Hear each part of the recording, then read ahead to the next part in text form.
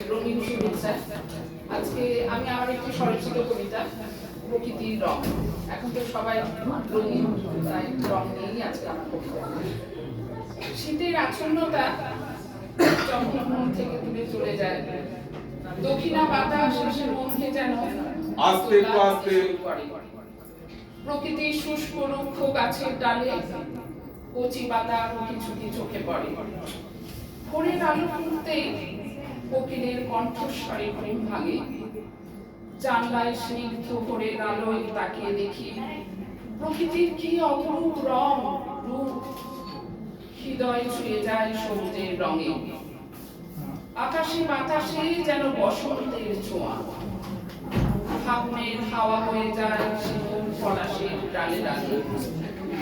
আমার রঙহীন মনে কে যেন রঙের আগুন লাগিয়ে গেল।